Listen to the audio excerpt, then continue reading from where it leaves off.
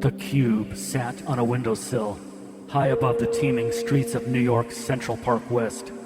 It occupied a spot between a quartz crystal and a small carved Neolithic goddess figurine.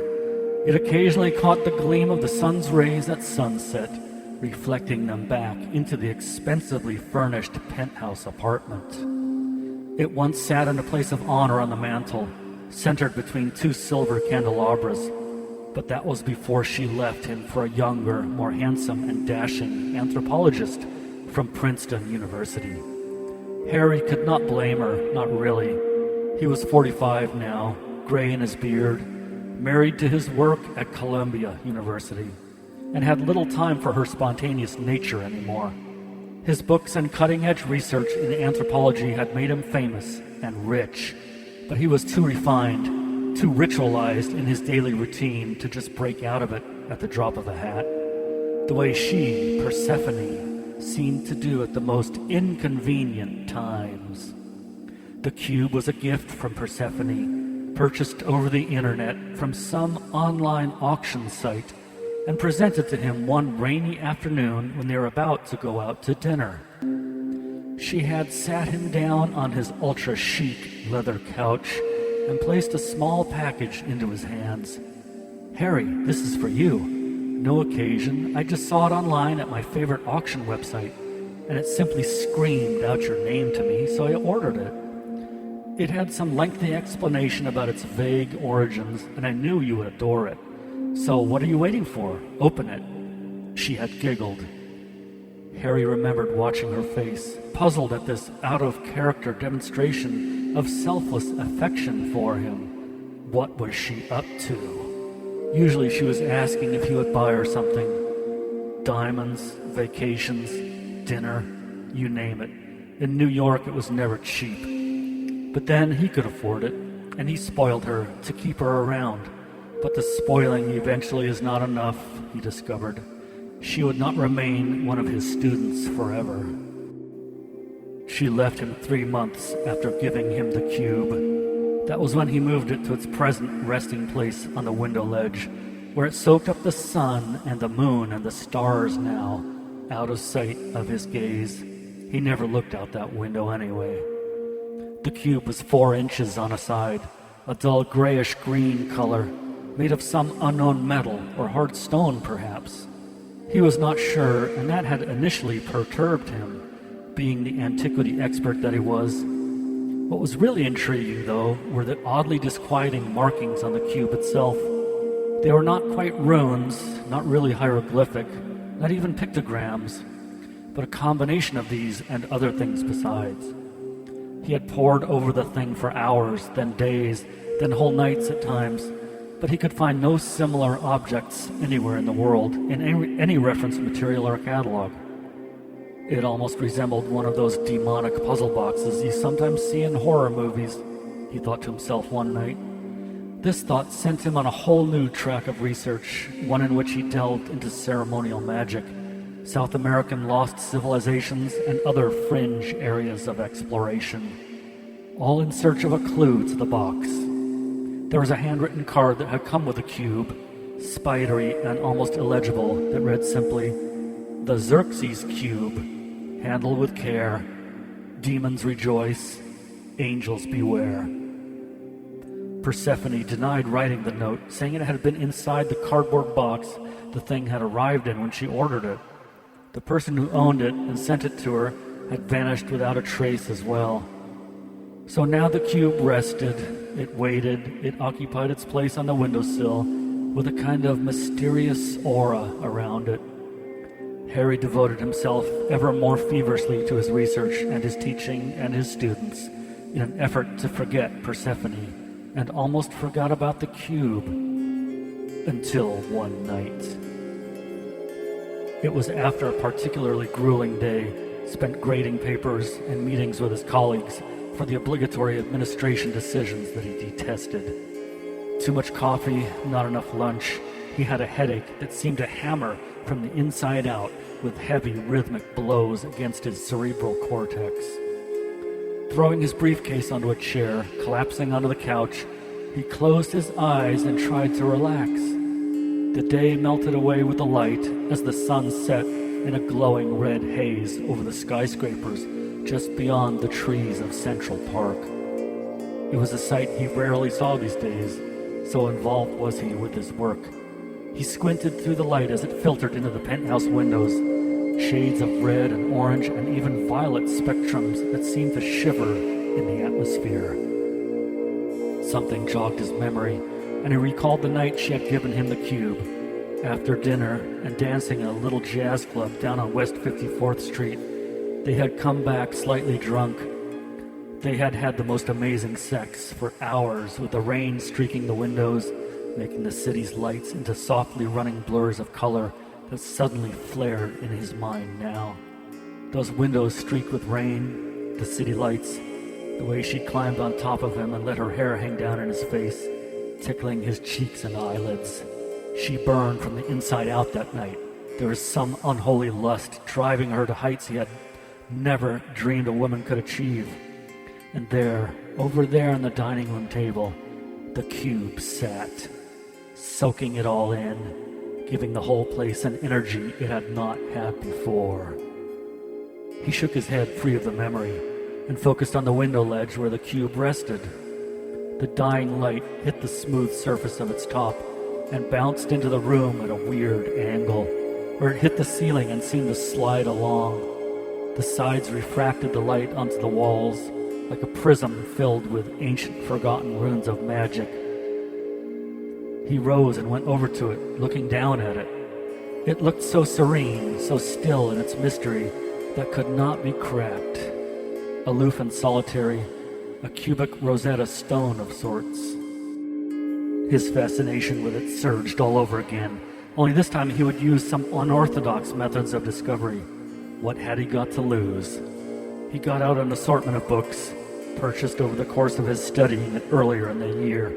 Voodoo, Western ceremonial magic, Enochian calls, witchcraft, Santeria, Druidism, various black magic grimoires, ancient Persian history, even a beat-up copy of the Necronomicon that was missing a few pages.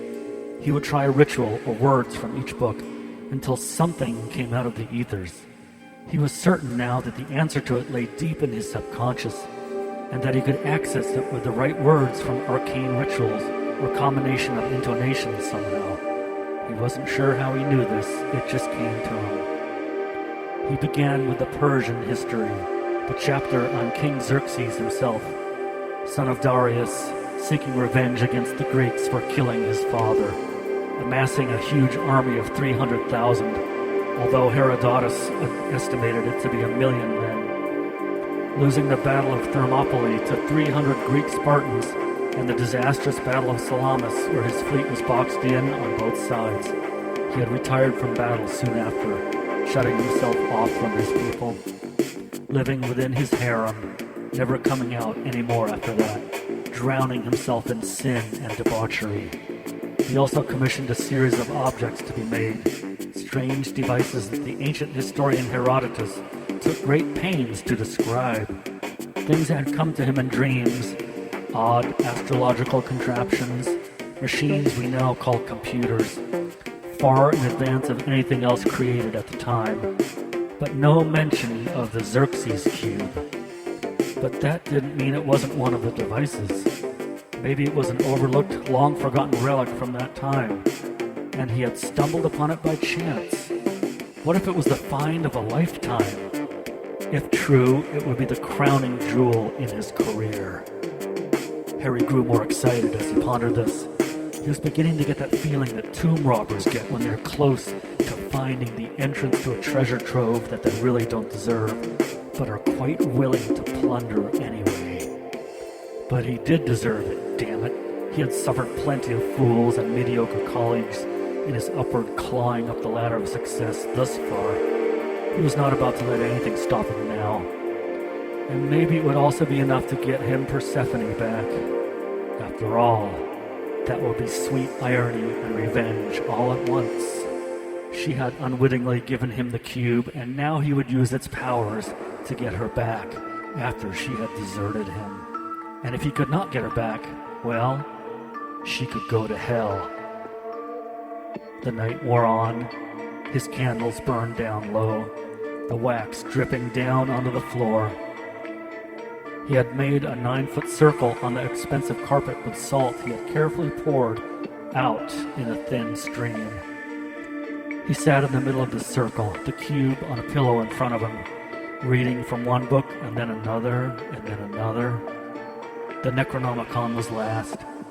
As he picked it up, the 5 candles arranged around him at the salt circle's perimeter flickered suddenly.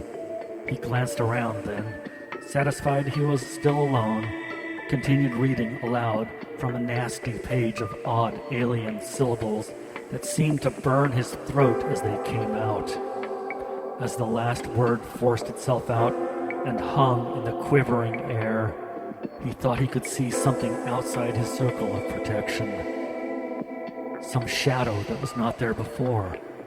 Maybe he was just overtired. This was a stupid idea. What had possessed him to think that this insane idea could possibly have any effect whatsoever? He slammed the book shut with a loud thump. One of the pages caught his index finger, a paper cut that was deep and painful. A drop of blood appeared and dripped onto the top of the cube before he could stop it. It sank in and disappeared. The spell was now complete, a feeling that hung in the air like an ethereal guillotine blade. A bolt of lightning flashed outside, and as the booming echo reverberated across the city, he wondered when the weather had changed. It had been a cool, clear day, no clouds when he got home. His taxi driver had even remarked on the clear, perfect sky.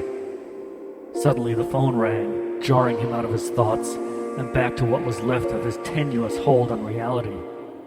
Hello? Persephone? And what do I owe this nebulous pleasure to? He answered in an acid tone. He was slightly shocked to hear from her. His heart beat faster. Oh, Harry, I've been so stupid. I should have never left you. I made a mistake, and I was hoping you could see it in your heart to forgive me. Can we meet to talk about it? Please? There was such pleading and submission in her voice. It energized him and at the same time disgusted him. But he had wanted her back, and this was too good to be true. He held the cube in his hand as he stood by the wall, cradling the phone on his shoulder. The cube felt warm, familiar, like an old friend. It seemed to pulse in his grip, but he was concentrating on her voice and didn't really notice. Well, okay, but we meet on my terms, on my turf. Why don't you come over here in about an hour? I need to straighten up the place a little. Sound good to you? Yes, that's perfect. I'll see you in an hour. Bye. He hung up the phone, a sliver of doubt in his mind at what he had just agreed to. But what could talking hurt? Maybe they could patch things up. Maybe this was all meant to happen. Maybe this was his fate, to be rich and famous, and have his beautiful girlfriend back at his side, obedient and supportive, the way a woman should be towards her man. After all, he deserved it. He had big plans, and this was just the beginning. With the cube in his command, he felt he could go further than any anthropologist had ever gone before. He knew it held the key, the clues to his destiny. And he would wring those clues out one drop of blood at a time. Because, after all, it was blood that was the activator of his desires. He saw that now. It was so clear, so obvious to him. And Persephone? She was pathetic. He realized he didn't really need her. There were far more beautiful women out there, waiting to be conquered by him. He felt a newfound confidence, a surety that he could have any woman he wanted now. He held the cube up to the light, examining it closely. The finely incised alien markings seemed to writhe and change as he watched. Yes, the cube was his ticket upwards now. Nothing else mattered. The cube needed blood to work, and the willing donor was on her way over soon. The doorbell rang, a sound like church bells in some cathedral in the lofty heights of an ancient stone belfry. Harry took one last look around, making sure everything was back to normal. all traces of his spell workings put away. "Hi, I'm so glad we're meeting face to face and all. After everything that's happened, may I come in?" she said as he opened the door. She really was a beautiful woman. Her long brown hair framed a face that any movie star would envy. Her big green eyes looked at him with submission and compromise in them. But there was something else in there too. Yes, of course, come in. Have a seat on the couch, and I'll get us a drink. Your usual vodka and cranberry?" he asked her, motioning her over to the couch as he took her coat. "Yes, please, thank you." Harry hung up her coat and proceeded to make her drink, watching her out of the corner of his eye as he did so. She was hiding something, he was sure of it. He could see it in her body language. She sat down, crossing her long, perfect legs. She wore a revealing top, very low cleavage, her large breasts pushed up and enticing in their ripe fullness. She was using her body, using it to get him to do something. But what? "Oh, Harry, this may sound trivial, but do you still have that weird cube thing I gave you a while back? I have a friend who thinks it may have some archaeological significance. I was wondering if I could borrow it so he could examine it, just for a week or so. You didn't get rid of it, did you? When I left?" "Of course, I don't blame you if you did. I was a total bitch about the whole thing. I admit it. Forgive me? I'll make it up to you, I promise." She simpered. She was crawling back to him and at the same time trying to take the cube away from him. So she knew more about it than she had first let on. He was sure of that now. There was no way in the seven hells he was going to give it to her either. That was not part of the deal. "Well, it's in my glass display case in the bedroom, but we can discuss that later. Right now, we need to talk about us." Yes, of course, whatever you say, I'm all ears," she said. She looked up at him as he handed her the drink. Her eyes had the look that meant she wanted to be chased, caught, and broken. She wanted to be put over his knee and spanked for being disobedient. It was written all over her face. Weak, pathetic, overly emotional. She was useless to him as a partner. He could see it now. How did he put up with her all that time they were together? He must have been blinded by her body, her clingy personality, her way of persuading him to do her bidding. Now it was his turn. "Well, since we're on this topic, we might as well get it out of the case if you really want to borrow it. I guess that will be my peace offering to you. But you have to get it back to me in a week. I'm going to bring it to my classes and let my students have a look at it next week." He lied. He had no intention of letting anyone look at it, ever. It was his. Her eyes lit up and she followed him into the bedroom. The room where she had slept with him, the room where she had given him her body, but never her soul. That was about to change. "Ah, here it is, on the bottom shelf here." He opened the glass door after unlocking the tiny lock on it. He reached down and brought it out, holding it between them. It gleamed in the light from the bedside lamp, glowing with a strange, unearthly aura that transfixed them both simultaneously. He felt frozen in place, unable to move a muscle. They stood that way, paralyzed, for what seemed an eternity, but in reality it must have been mere moments. She reached out to take it. Her eyes had an evil gleam in them, as if some scheme she had hatched was about to come to fruition. That just would not do. As her hand closed over the cube, he twisted it in her grasp. Its sharp corners bit deep into her palm, cutting through the skin like a hot knife through butter. "Ow! What the hell did you do that for?" she yelped. Her blood was smeared on the cube's surfaces, and they both watched as it quickly sank into the cube and disappeared. Her eyes got big, and she stood speechless in shock and disbelief. "I'm afraid the cube does not want to go with you, dear," Harry said coolly. He would enjoy this. Yes, he would. She backed up slowly, bumping into the doorframe. She kept backing out of the room, towards the front door. She never took her eyes off him. The cube glowed in his hands, ready for more. More blood, more sacrifice, more fear. Her scream was cut short by the cube as it came crashing down on her skull, crushing it in completely on one side. It had seemed to control his arm, sending it on its deadly mission. She fell next to the front door. The cube soaked up all the blood that dripped out of her, and so he left it on the floor next to her head, so it could drink even more. After a while, the cube was a dark crimson hue, and he knew it was finished. Her drained body was heavy, but he managed to drag her into the elevator, where he sat her up against the inside wall and pushed the button for the ground floor. The security guard would get a shock, but that was part of their job, right? This was a big city, with a lot of unexplained deaths occurring every day. Even blood-drained corpses of beautiful women turned up now and then. He had a feeling that would be occurring more often now. Back inside his penthouse, Harry surveyed the city from his window. He savored the view now, relished its vast vistas of delicate skyscrapers glittering in the dark across the trees of Central Park.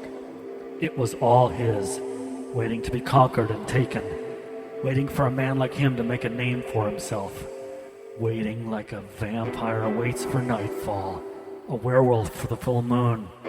For Harry, his wait was over. It was his turn to shine.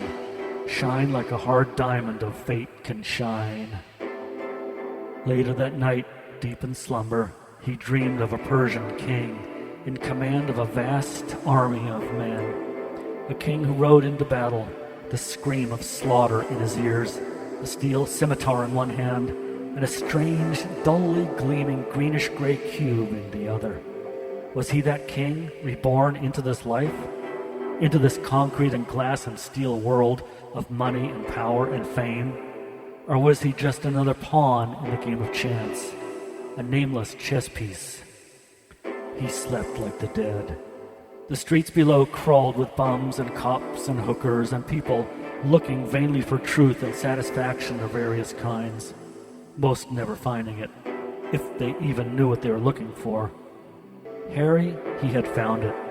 It was small and square and rested comfortably on a velvet cushion in a place of honor on the windowsill, where it could survey its own domain, its own territory, its own feeding grounds. It glowed inside, content and reddish in the dim light of the penthouse at midnight. Faint sounds echoed out of it, the clashing of swords and the cries of men and horses, the faint Arabic whispers of souls as they rushed upwards to heaven and then down to hell, the sounds that came from the deserts where the ancient wars were fought, where the gods were spawned and demons walked the earth. In the morning, Harry made a label for it when he placed it back in the display case in his bedroom. Black letters on a white card. It read simply, "The Xerxes Cube."